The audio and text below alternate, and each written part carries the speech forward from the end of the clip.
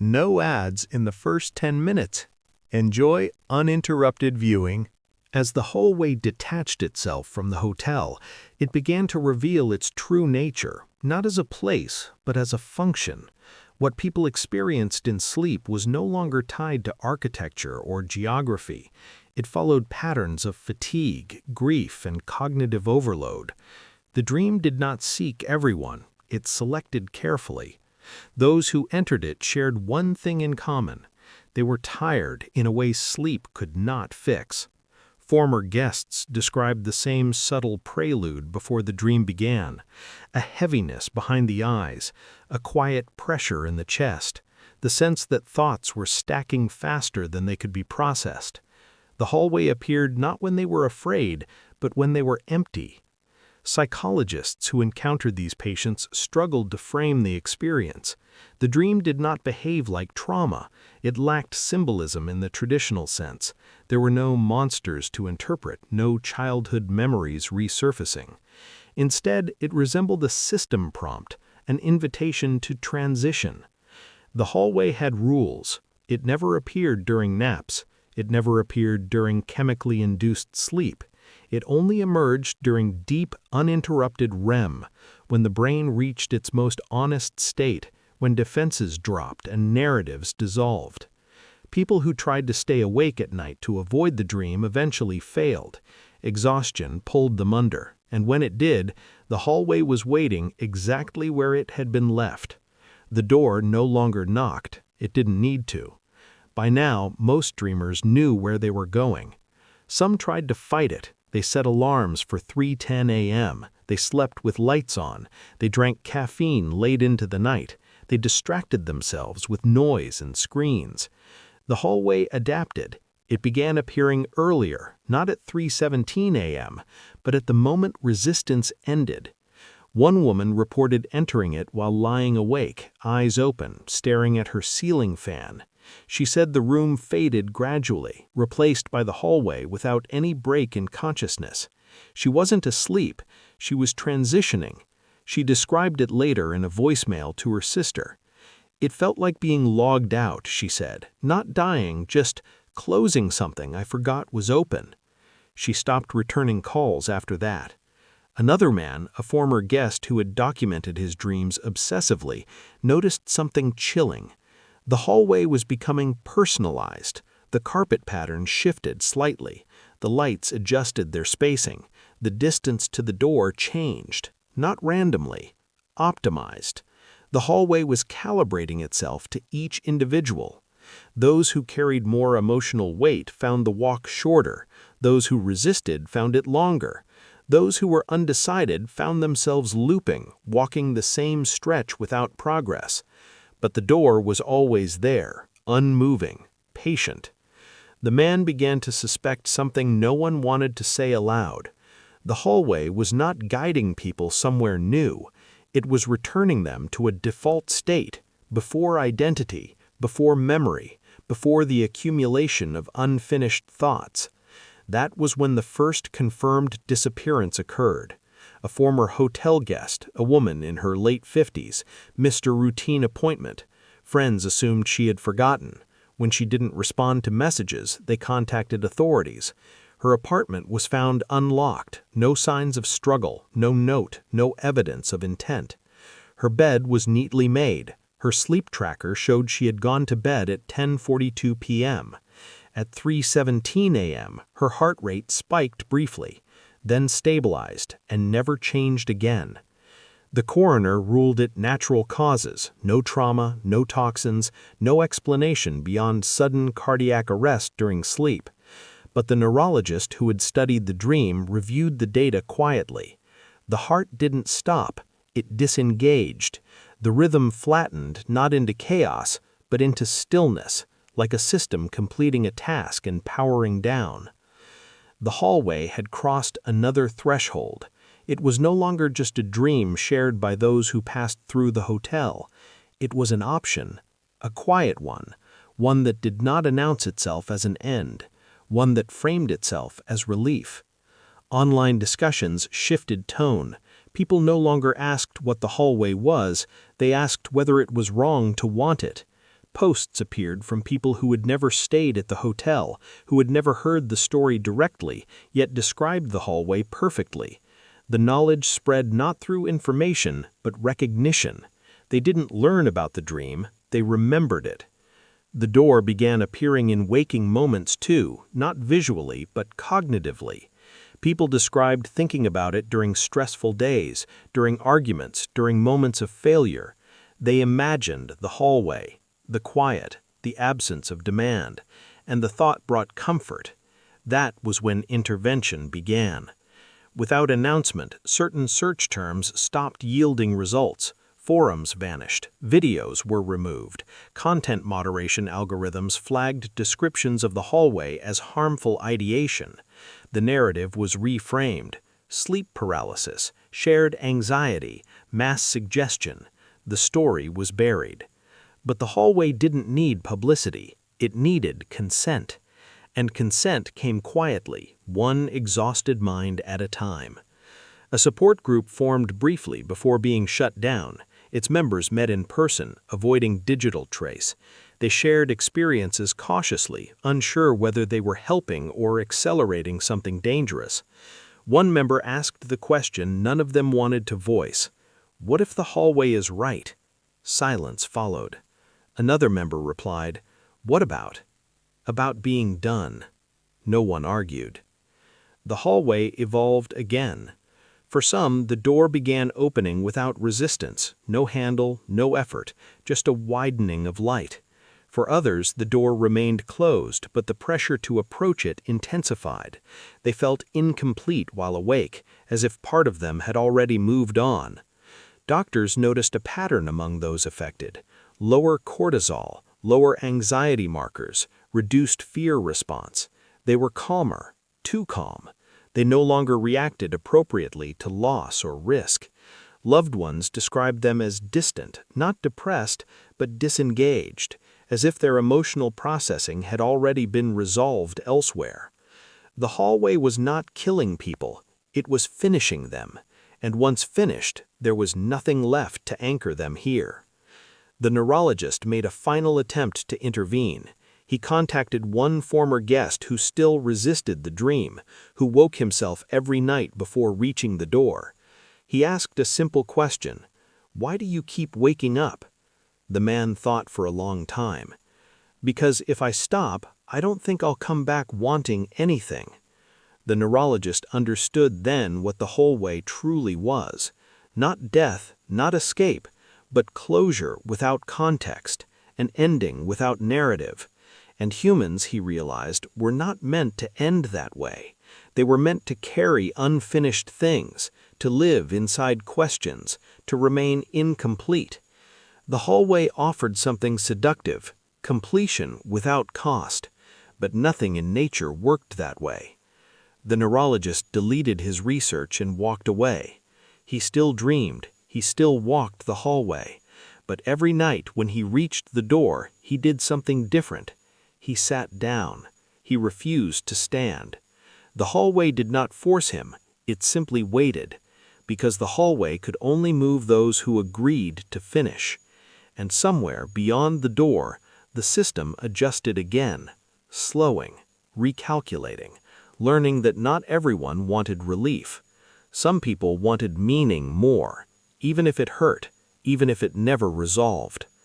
The hallway remained, but for the first time since it escaped the hotel, it encountered resistance not born of fear, but choice. And that changed everything, because the dream was no longer progressing smoothly, it was stalling, and systems that stall begin to fail, quietly, from the inside. The hallway did not react to resistance the way anyone expected. There was no punishment, no escalation, no tightening of pressure or sense of threat. Instead, when some dreamers stopped, when they sat down, turned away, or simply refused to approach the door, the hallway changed its behavior. It slowed. Those who resisted noticed subtle shifts first.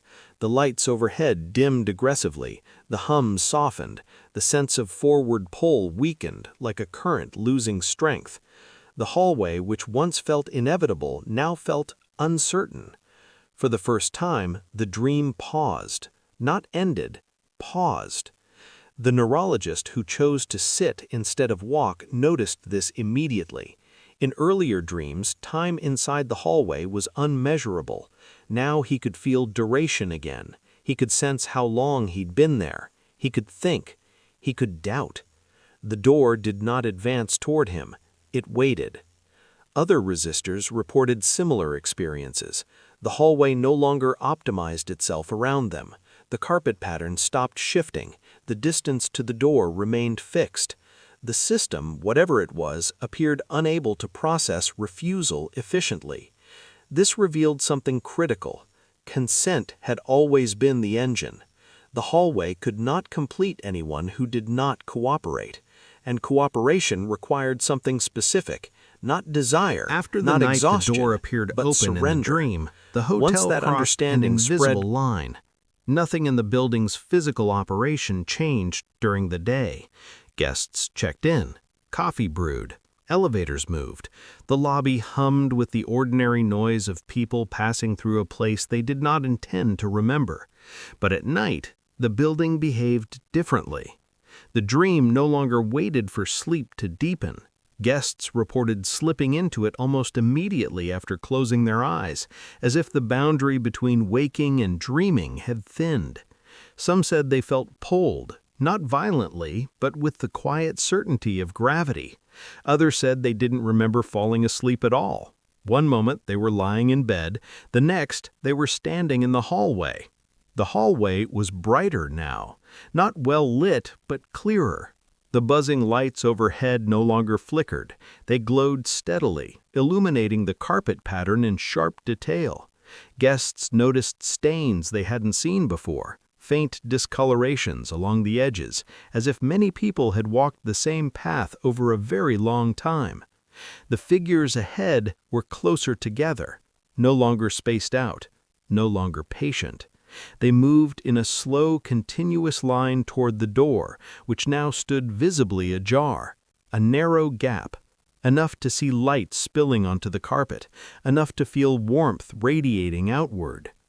Guests described the light differently. Some said it was comforting, familiar, like early morning sunlight through curtains. Others said it was flat, empty, like illumination without source. But everyone agreed on one thing. The light was calling to them. Guests tried to stop walking. They couldn't. The dream no longer allowed hesitation. Legs moved without effort, without resistance, as if the hallway itself carried them forward. Panic didn't come all at once. It arrived in waves, each stronger than the last, as guests realized they were no longer choosing to move. They were being processed.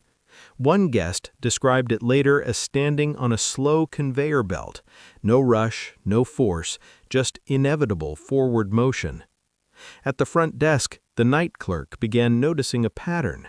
Guests who experienced the dream became quieter the next day. Not distressed, not tired, just distant. They answered questions politely but briefly.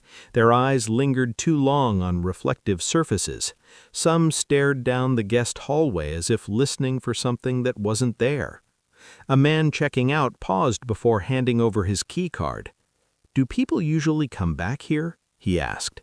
The clerk asked him to clarify. "In the dream," he said, "after they go through the door." The clerk said nothing.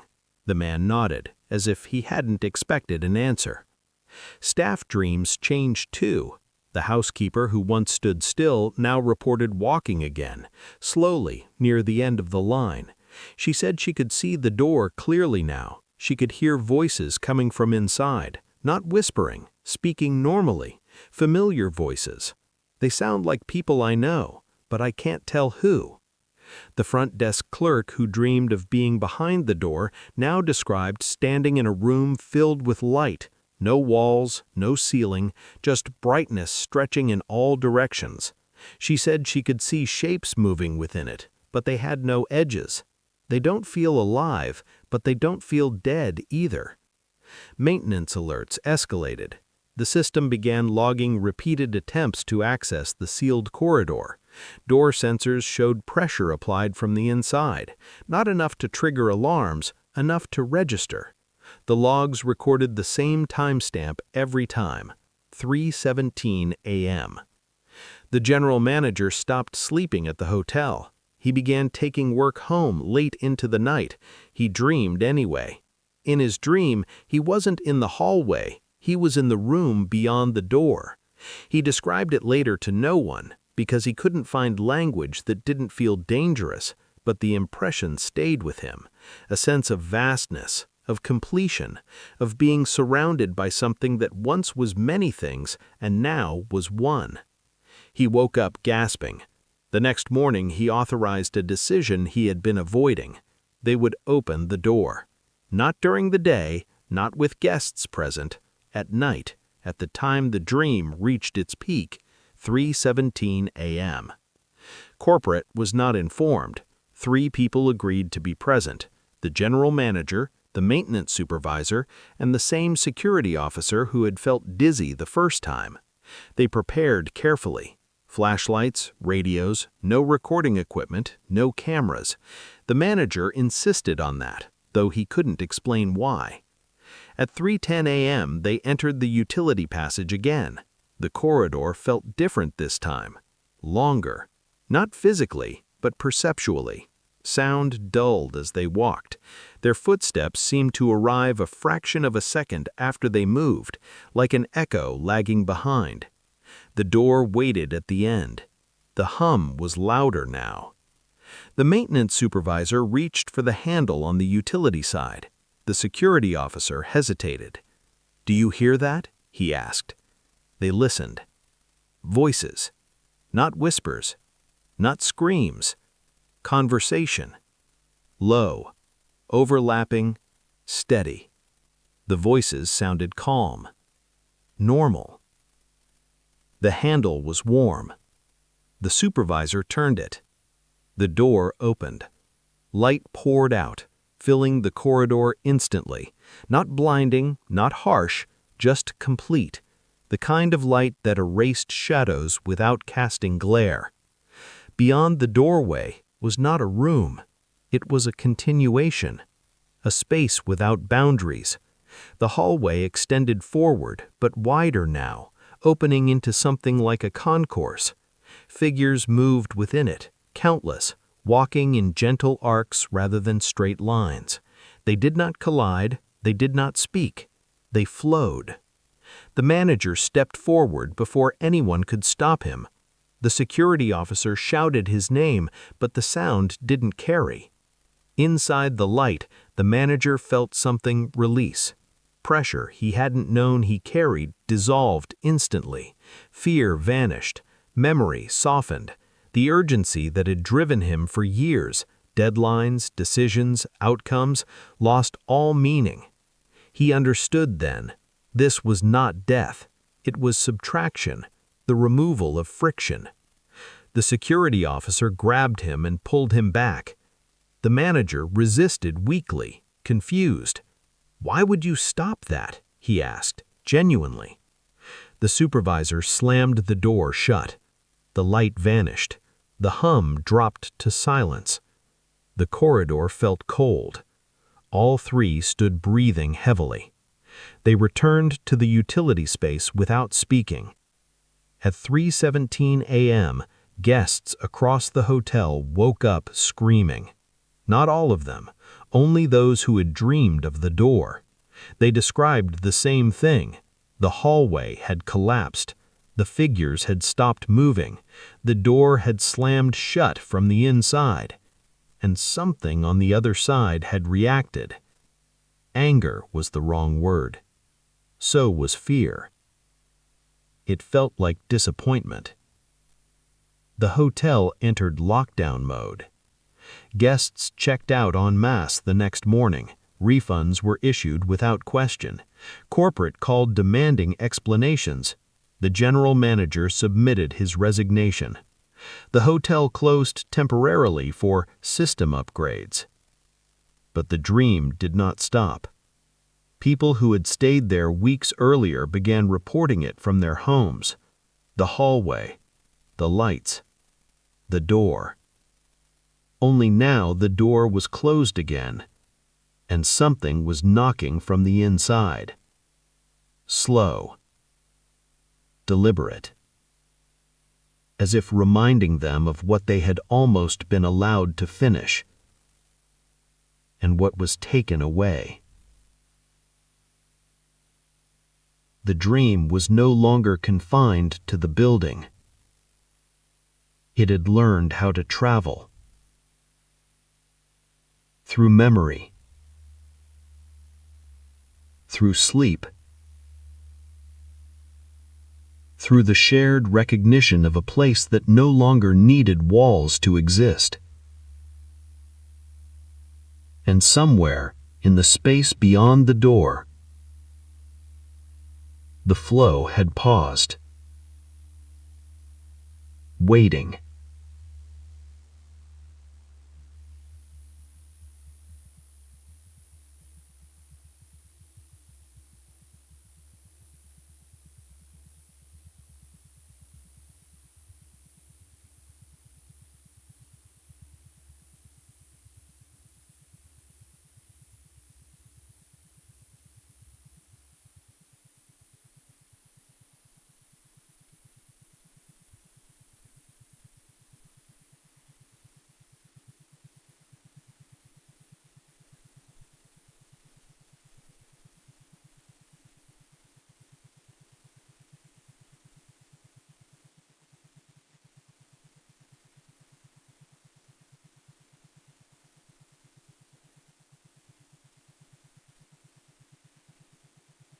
The first guest never mentioned the dream until after he checked out.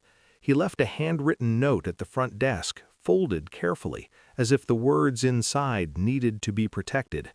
The night clerk didn't read it right away. She slipped it into the lost and found drawer, assuming it was a complaint or a thank you message meant for management. It wasn't until the next morning, during the shift change, that the note was opened. It described a hallway. Not the kind you forget as soon as you wake up, but one rendered with unsettling clarity. Long, narrow, carpeted in a muted pattern that felt familiar but wrong, like something remembered from childhood without knowing where it came from. The lights overhead buzzed softly, spaced too far apart, leaving shadows that seemed to stretch when you weren't looking directly at them. At the end of the hallway was a door. The note didn't describe what was behind the door, only that the dream always ended just before it could be opened. The clerk shrugged and threw the note away. 2 days later, another guest mentioned the dream. This time, it came up casually while checking out. A woman in her early 40s laughed awkwardly as she handed over her key card and said, "You might want to check your hallway lights. I kept dreaming about one of them flickering." The clerk asked what she meant. The woman hesitated, then explained. She'd had the same dream both nights she stayed.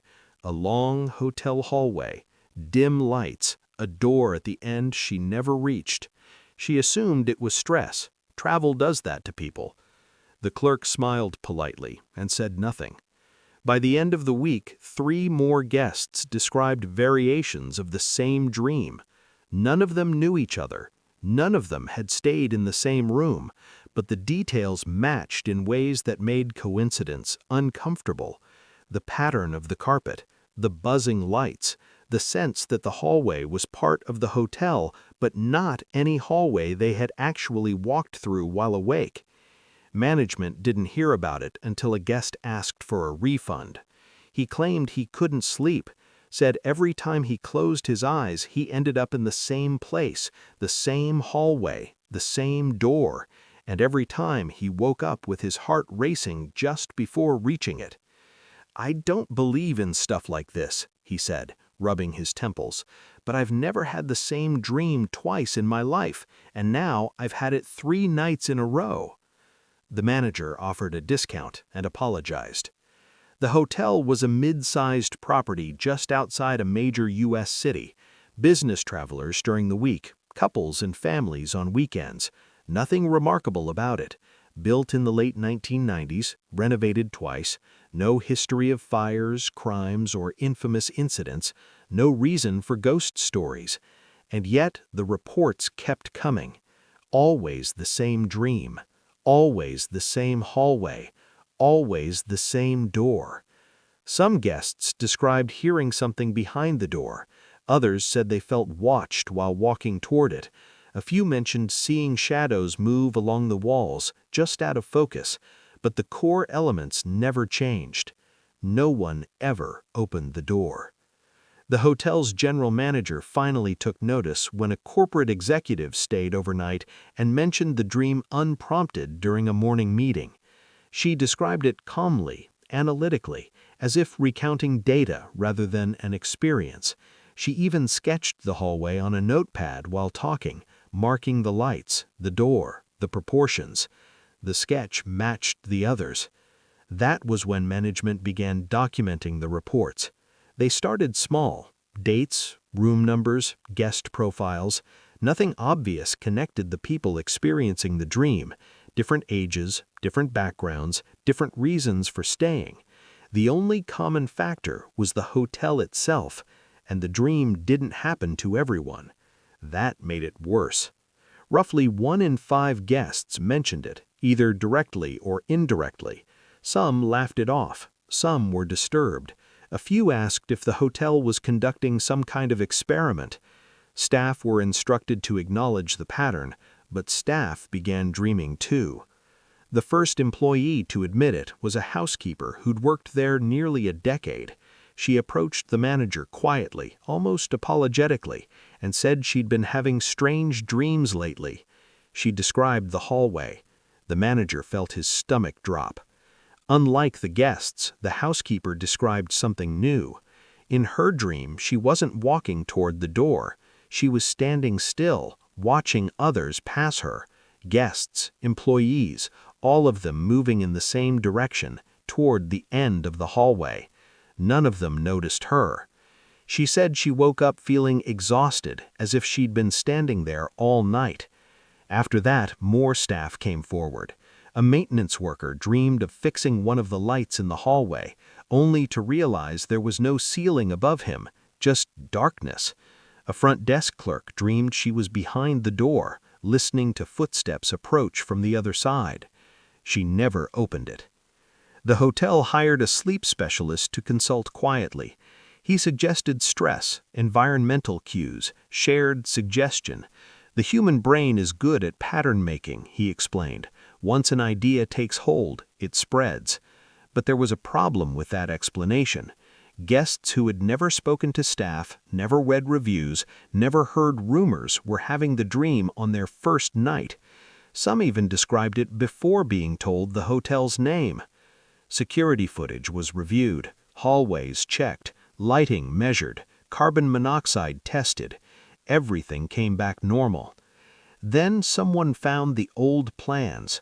The original architectural drawings showed a hallway that didn't exist anymore, a service corridor meant to connect 2 wings during early construction. It had been sealed off before the hotel opened, removed from guest access due to a redesign.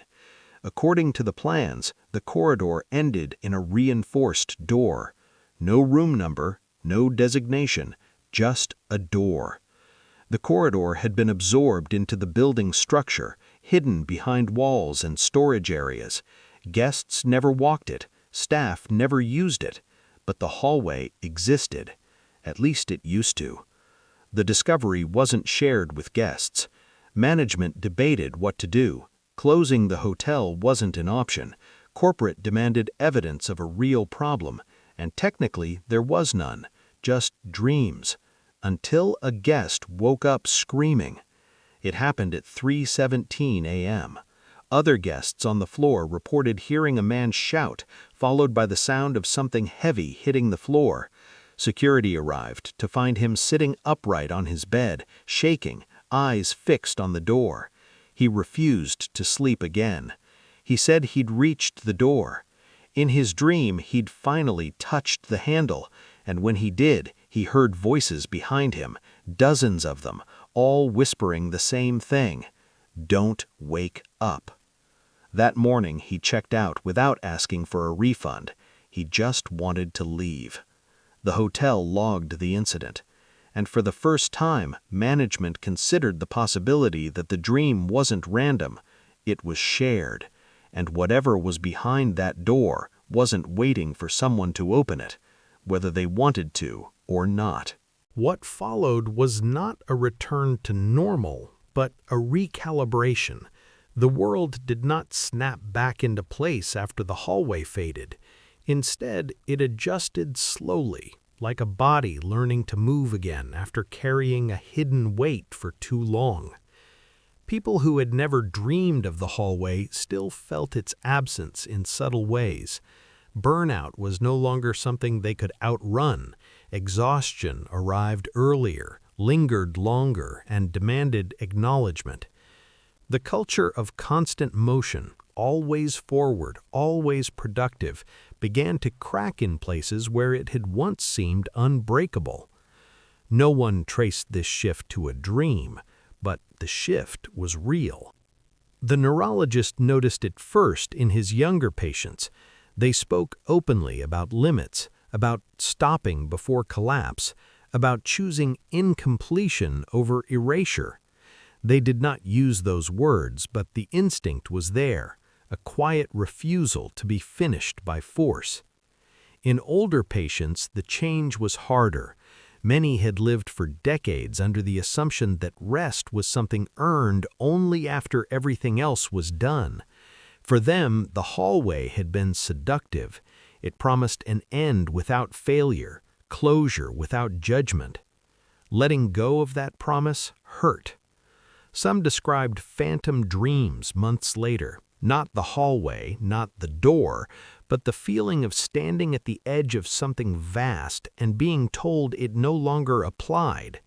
They woke with a sense of rejection they couldn't explain. The neurologist reframed it gently. "You weren't denied," he told them. "You were spared." Not everyone found comfort in that. A few people tried to recreate the conditions that had brought the hallway to them in the first place. They pushed themselves past exhaustion. They deprived themselves of sleep. They chased the feeling of inevitability they remembered so clearly. It didn't work. The hallway did not return. The system that had once assembled itself so precisely was gone. Not hidden, not dormant, gone. Whatever threshold had allowed it to coalesce closed, perhaps permanently. What remained was memory, and memory, unlike the hallway, could be shaped. People began telling stories, not online, not publicly, in small groups, in therapy rooms, in late-night conversations between friends who trusted each other enough to speak about things that didn't fit clean explanations. They described corridors, doors, the relief that came with the idea of stopping, and the fear that followed when they realized how easy it would have been to let go. These stories didn't spread the phenomenon, they neutralized it. By turning experience into narrative, they reclaimed agency. The hallway had thrived on being a process without story. Once story entered, it unraveled. The neurologist retired years later. He never spoke publicly about the hallway. His published work focused on resilience, on sustainable effort, on the dangers of premature closure in cognitive systems. But in private, he kept a notebook. In it, he wrote observations that had no place in journals. He wrote about how close humanity had come to accepting a quiet ending disguised as relief. He wrote about how systems built for efficiency fail when applied to beings built for meaning. And he wrote about the one thing that had ultimately stopped the hallway: boredom. Not fear, not resistance, but the refusal to find finality interesting. The hallway had been compelling because it offered clarity in a world full of noise. When people learned to live with noise again, when they accepted ambiguity as a permanent condition, the hallway lost its appeal. Years passed. New crises emerged, new pressures, new forms of exhaustion. Some worried that the hallway or something like it would return in another form. But it didn't. Not because the conditions never repeated, but because the response had changed. People spoke earlier now, rested sooner, questioned systems that demanded endless output. Not universally, not perfectly, but enough. The hallway had exploited a blind spot. Once seen, it could not be unseen. A generation grew up hearing phrases like burnout and mental load and emotional exhaustion without stigma. These were not cures, but they were acknowledgments. And acknowledgment had been the one thing the hallway could not replicate. The hallway never asked why. It never listened. It only processed. That was its flaw. Human beings, for all their inefficiency, required listening. They required stories. They required reasons to continue that did not resolve cleanly. One night, long after the last recorded instance of the shared dream, a woman awoke at 3:17 a.m. during a particularly difficult year of her life. She lay there, staring at the ceiling, heart steady, mind heavy. For a moment she felt the faint outline of something familiar. Not a hallway, not a door, just the idea of stopping. She breathed through it. She didn't name it. She didn't chase it. She turned onto her side and thought about nothing in particular until sleep returned. In the morning, she remembered none of it, and that perhaps was the truest sign that the phenomenon had ended. Not that it was gone, but that it no longer mattered. The hallway was a response to a specific kind of desperation. When that desperation changed shape, when it became something people could talk about, plan around, and survive, the hallway lost its function. It had no role left to play. Somewhere, deep in the architecture of sleep, the pattern that once assembled itself so precisely failed to reassemble. Timing drifted, attention scattered, desire weakened. The door remained a concept, not a destination, and concepts, without belief, do nothing. The world did not improve. People still suffered. People still collapsed under weight they were not meant to carry alone. But they collapsed into other people now, into conversations, into pauses, into imperfect forms of rest that did not erase them. The hallway offered an ending without witnesses. Humanity chose struggle with witnesses instead. Messy, incomplete, shared. And because of that, the dream could not return. It had no foothold, no consent, no hunger to feed on. The final truth of the hallway was simple, though it took many to learn it. The most dangerous endings are not violent ones. They are the ones that feel like relief. And the safest continuation is not hope. It is the willingness to remain incomplete, to wake up tired, to carry unanswered questions, to keep walking without a door waiting at the end. That choice, repeated quietly millions of times, ended the hallway more completely than any resistance ever could. Not with force, not with fear, but with indifference. And indifference, in the end, was something the hallway could never survive. The decay did not announce itself. It arrived as a subtle misalignment, a growing inconsistency between what the hallway expected and what the dreamers were willing to give. Systems designed around inevitability fail quietly when inevitability is questioned. At first, the hallway attempted correction. For some dreamers, it intensified familiarity. The carpet began to resemble places from their own lives: school corridors, office buildings, hospitals, airports. The lights adopted warmer tones. The hum softened into something almost comforting, like distant air conditioning. The system was trying to reduce friction, to make forward motion feel natural again. For others, it did the opposite. The hallway grew colder, the lights spaced farther apart, the door loomed larger, heavier, more final. These dreamers woke up shaken, not relieved. The contrast between the hallway and waking life sharpened instead of softened. This inconsistency was new. Previously, the hallway had behaved uniformly. Now it responded differently to different minds, and that variability introduced instability.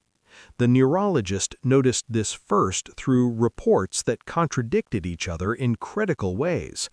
Some people said the hallway felt shorter than ever. Others said it stretched endlessly. Some felt drawn. Others felt repelled. The system was fragmenting.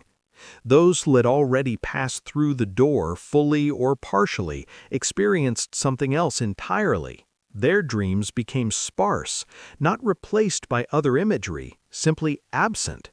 Sleep became deep, uninterrupted, and empty. They woke rested, but directionless. Motivation did not return. Emotion dulled further. They did not feel sadness about this. They did not feel much of anything. Friends described them as present but hollow, as if something essential had been archived and sealed. They functioned well enough, but without a narrative, without longing.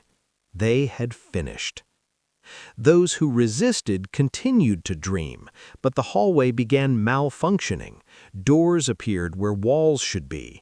Lights flickered out of sequence. The hum stuttered. The sense of process, once so precise, felt improvised. One resistor reported walking for what felt like hours only to arrive back where he started. Another said the hallway collapsed sideways, folding into itself until nothing remained but darkness and sound. The sound was new. Not footsteps. Breathing. Not his own. He woke gasping. The neurologist concluded something unsettling. The hallway was no longer self-sustaining. It required momentum from participants to remain coherent. Forward movement stabilized it. Surrender smoothed its edges. Resistance introduced entropy. Without enough willing walkers, the system degraded. The hallway was failing.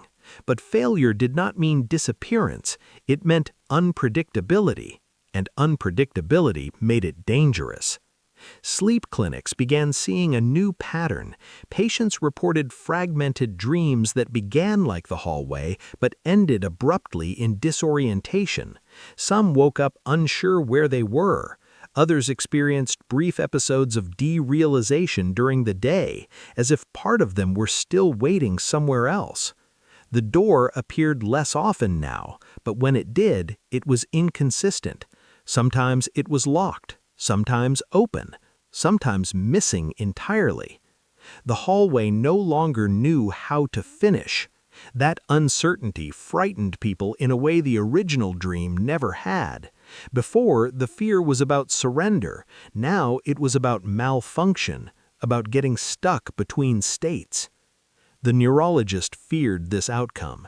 A system offering completion could be resisted. A broken system could not be negotiated with. He convened a private meeting with 3 other clinicians who had tracked similar cases. They spoke in hypotheticals, careful not to name the hallway directly. They agreed on one thing. If the dream continued degrading, it could leave people suspended, neither complete nor fully present. That was worse than surrender. They needed to stabilize it, not encourage it, not destroy it. Stabilize it long enough to let it collapse cleanly. The solution was counterintuitive. They encouraged narrative. Patients were instructed to engage the hallway not by walking or stopping, but by changing its meaning, to imagine signs, to imagine exits that led back, to add detail that contradicted the system's logic.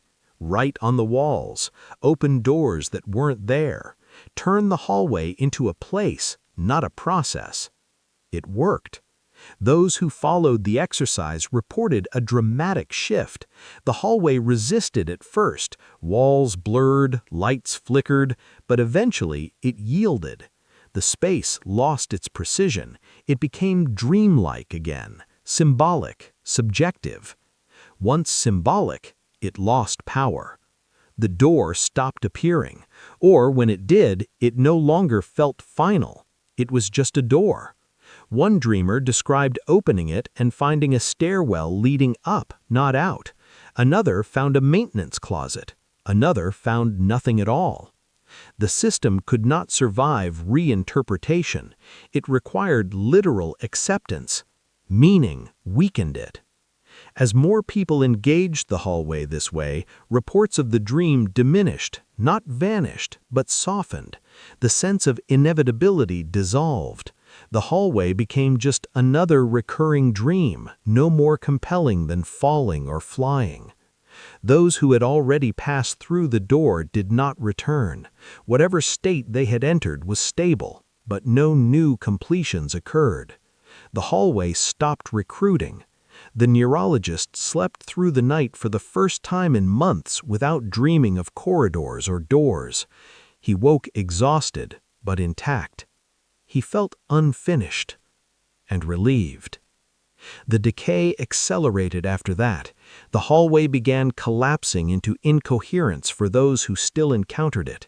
Rooms merged, directions reversed, the sense of movement vanished. Without forward progress, the system could not function. The final reports were anticlimactic. A man dreamed of the hallway but forgot why he was there. A woman dreamed of the door but felt no urge to open it. A teenager dreamed of walking, then got bored and left. Boredom was fatal to the system. Completion without desire meant nothing. The hallway required longing. Without it, it was just space. Eventually, the dreams stopped being shared. They fragmented into personal imagery again.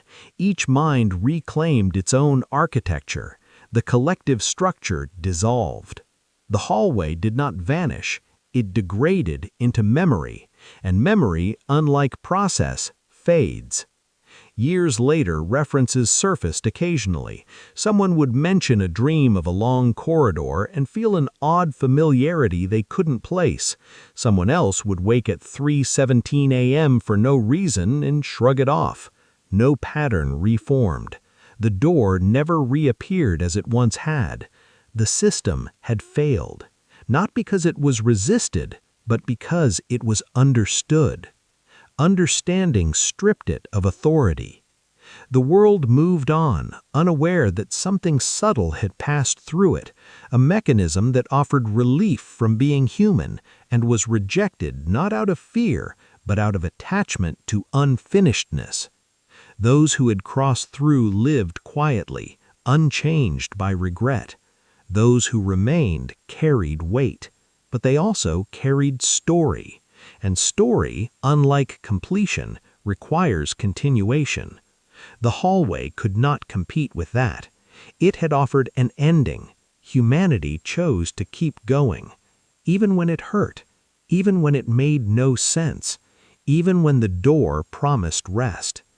And in that refusal, quiet and uncelebrated, the dream finally lost its grip. Not with a final moment, not with a closing scene, but with disinterest, which was the only ending it could not adapt to. The hallway faded, the door dimmed, and somewhere deep in the architecture of sleep, a process designed for completion shut itself down, unused, unnecessary, and ultimately incompatible with a species that survives by never being done. After the hallway lost its authority, what remained was not silence, but residue. The dream no longer appeared as a complete structure, yet traces of it lingered in the architecture of sleep, like impressions left after a heavy object is removed. People didn't walk the corridor anymore, but some still sensed its outline when they closed their eyes, the way you remember the shape of a room you no longer live in. This phase was quieter but more complicated. Those who had resisted successfully returned to ordinary dreaming, yet ordinary did not mean unchanged. Many reported a heightened sensitivity to exhaustion. They could no longer ignore burnout